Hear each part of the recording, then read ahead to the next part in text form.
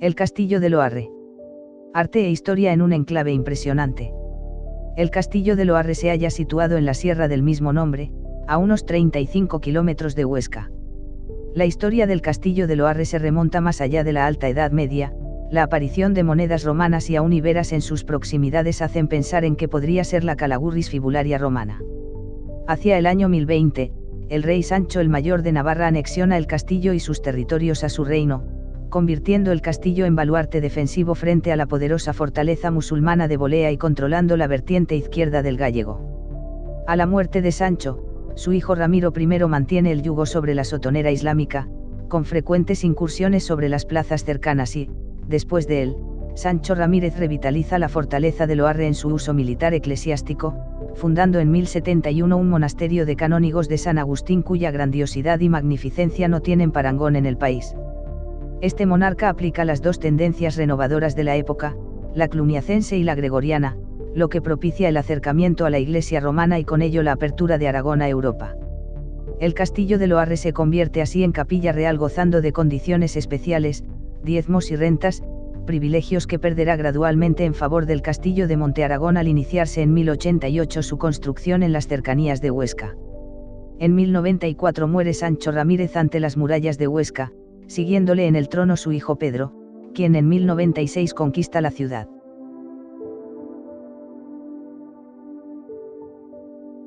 El joven rey constituye Monte Aragón como cabeza de la congregación, dadas sus evidentes ventajas por su proximidad a Huesca.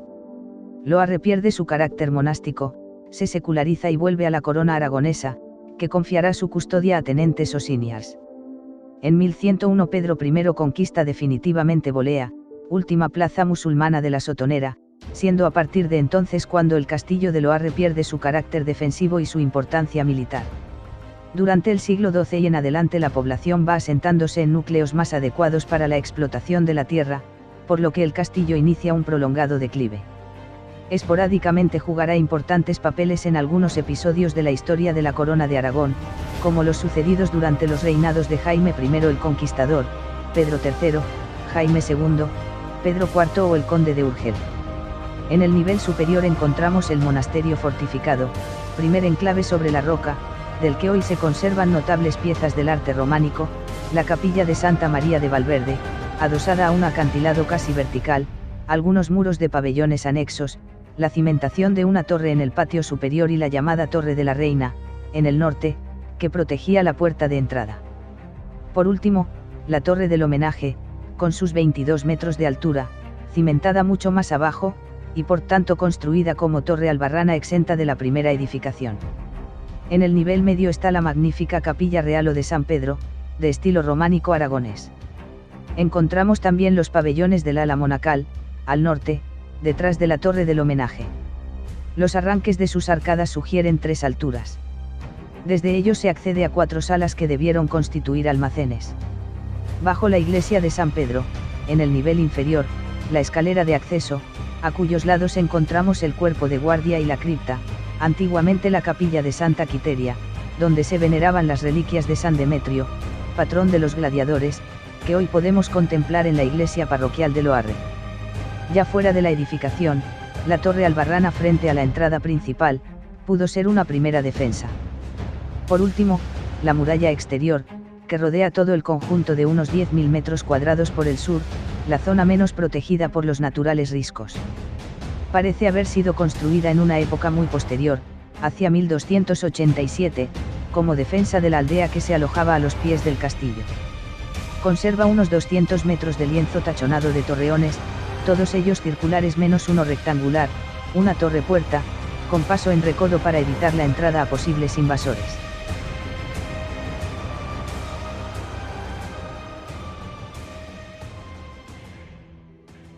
Llegados a este punto y como no podía ser de otra forma, misterios y enigmas en el castillo de Loarre.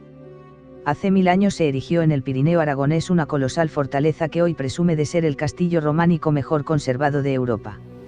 Luis Zueco novela cómo se llevó a cabo esta proeza y da respuesta a algunos enigmas aún sin resolver. Cuentan que entre sus muros falleció el conde don Julián y que enterraron al mayor traidor de la historia de España a la entrada de la iglesia, para que todos pisotearan sus restos por haber abierto las puertas de la península a los musulmanes. Hasta alguno asegura haber visto a su fantasma o al de la abadesa doña Violante, sobrina del Papa Luna, cuya tumba tampoco ha sido aún hallada. Son algunas de las leyendas que circulan en torno al castillo de Loarre, pero esta colosal fortaleza encierra otros misterios, más reales, algunos a la vista de todos y aún sin respuesta.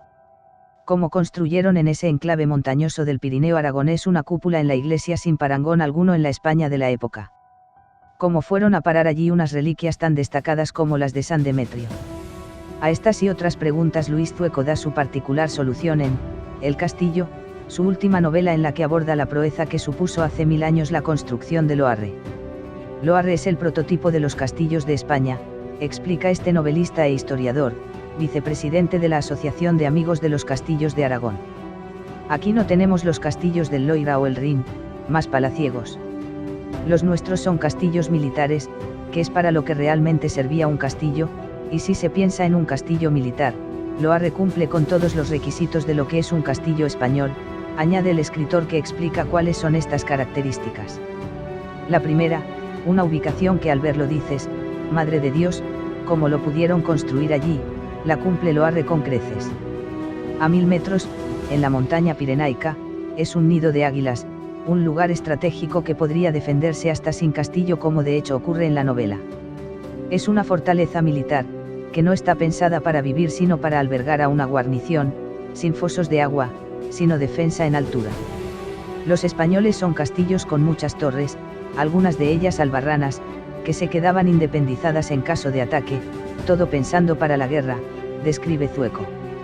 Sancho III el Mayor, mandó construir este castillo como parte de la línea defensiva que protegía los dominios del reino de Pamplona, en su máximo esplendor en aquellos inicios del siglo XI.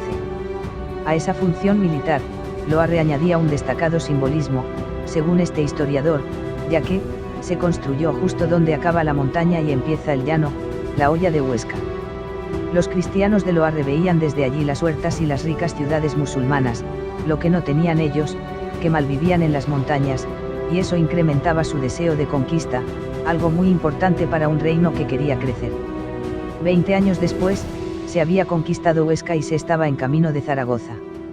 Ya se había llegado al llano, que era el gran objetivo, señala Zueco. Maestros lombardos construyeron el castillo primitivo con sillarejo, utilizando la piedra a modo de ladrillo, como aún puede verse en la parte más alta de Loarre. El autor de El Castillo relata cómo, en el año 1000 los lombardos eran los que sabían construir esas iglesias y castillos, pero en un momento dado desaparecen, no se sabe bien por qué, dejando edificios a medio terminar.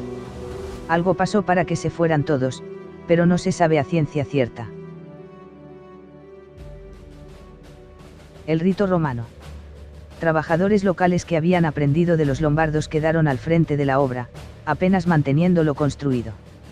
Fue con el segundo rey de Aragón, Sancho Ramírez, cuando Loarre experimentaría su impulso definitivo y cobraría gran importancia religiosa.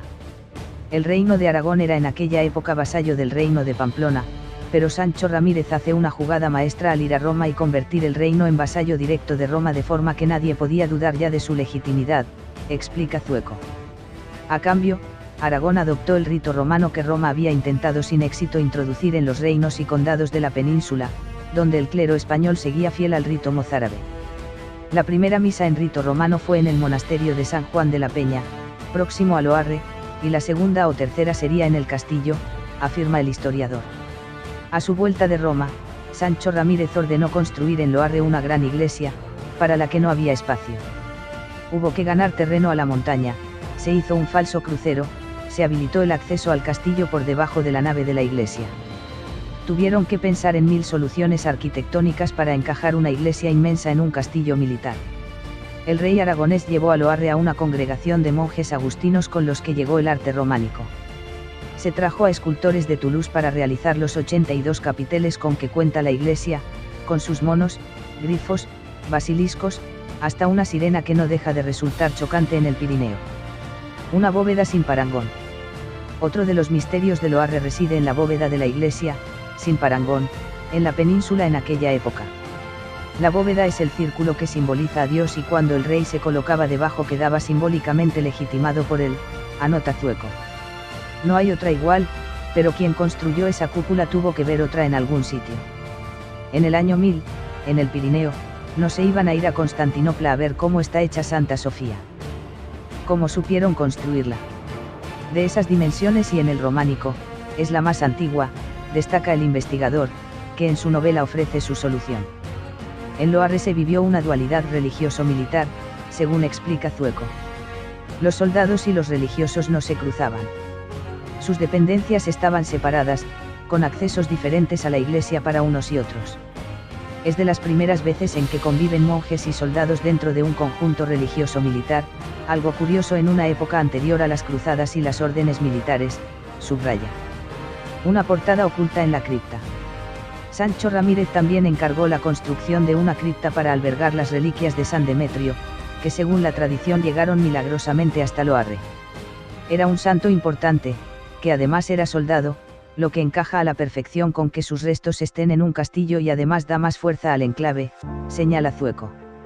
Se cree que la portada de entrada del castillo, que no se conserva actualmente, se reutilizó boca abajo en el suelo de esta cripta. Si algún día alguien se atreviera a levantar el suelo y darle la vuelta, igual nos aparecería la portada de entrada al castillo, aventura el historiador. Hay cerca de 10.000 metros en Loarre, donde se cree que estuvo la aldea de quienes trabajaron en su construcción, que aún no ha sido objeto de ninguna excavación arqueológica. Podría salir de todo, cree Zueco, porque Loarre se quedó suspendido en el tiempo. La frontera avanzó y el castillo quedó solo como monasterio, pero no llegó a tener gran magnitud y acabó por ser abandonado hacia el siglo XV-XVI.